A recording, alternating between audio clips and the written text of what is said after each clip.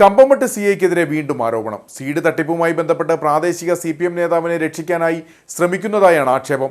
കൂട്ടാറിൽ auto ഡ്രൈവറെ മർദ്ദിച്ചതുമായി ബന്ധപ്പെട്ട വിവാദങ്ങൾക്കിടെയാണ് പുതിയ ആരോപണം ഉയർന്നിരിക്കുന്നത്. ഓട്ടോ ഡ്രൈവറെ കമ്പമട്ട് CI ഷമീർ ഖാൻ അകാരണമായി മർദ്ദിച്ച ദൃശ്യങ്ങൾ പുറത്തു വന്നതിന് പിന്നാലെയാണ് പുതിയ ആരോപണവുമായി നാട്ടുകാർ രംഗത്തെത്തിയിരിക്കുന്നത്.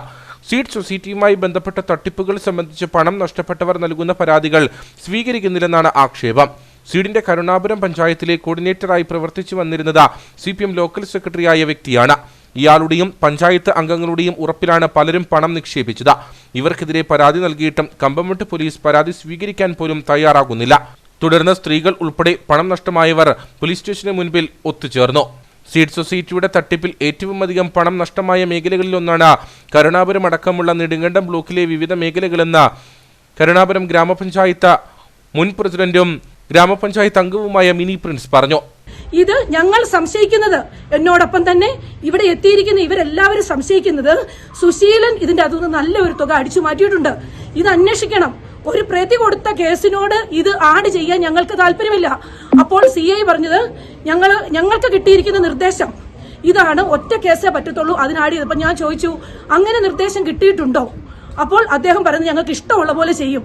പിന്നെ അദ്ദേഹം എന്നോട് അപമര്യാദയായിട്ട് പെരുമാറി. അദ്ദേഹം ഇത്രയും ജനങ്ങളുടെ മുമ്പിൽ വെച്ച് ഈ സ്ത്രീ ഏതാണ്, ഇവരെന്താണ് ഇങ്ങനെ കിടന്ന് പറയുന്നത്? ഇങ്ങനെയാണോ ജനമൈത്രി പോലീസ് സ്റ്റേഷൻ? ഞങ്ങളൊക്കെ കമ്പമട്ടിനടുത്ത് തന്നെ ജനിച്ചു വളർന്നവരാണ്. നിരവധി കാര്യങ്ങൾക്ക് ജനപ്രതിനിധികൾ ഉൾപ്പെടെ സ്ത്രീകൾ ഈ സ്റ്റേഷനിൽ വരുന്നവരാണ്. പക്ഷെ ഇന്നുവരെ ഇങ്ങനെ ഒരു അപമര്യാദയോടുകൂടി പെരുമാറിയിട്ടില്ല. PP സുശീലന്റെ കാശ് മേടിച്ചുകൊണ്ട് സുശീലനെ പ്രതിസ്ഥാനത്ത് നിന്ന് മാറ്റാനായിട്ട് CI ആണ് മുൻകൈ എടുക്കുന്നത്. അപ്പോൾ ഇത്തരം ഒരു അഴിമതിക്കാരനായ CIക്കെതിരെ നടപടിയെടുക്കണമെന്നാണ് ആവശ്യം. അതോടൊപ്പം തന്നെ സ്ത്രീകളോട് അപമര്യാദയെ പെരുമാറിയ ഈ CIക്കെതിരെ SP-ക്കും IG-ക്കും കേസ് കൊടുക്കും. അതോടൊപ്പം തന്നെ കോടതിയിലും നേരിട്ട് കേസ് കൊടുക്കാനാണ് തീരുമാനം. ജനപ്രതിനിധികളുടെയും പൊതുപ്രവർത്തകരുടെയും ഉറപ്പിലാണ് പലരും പണം നിക്ഷേപിച്ചതെന്ന് നിക്ഷേപകർ പറയുന്നു.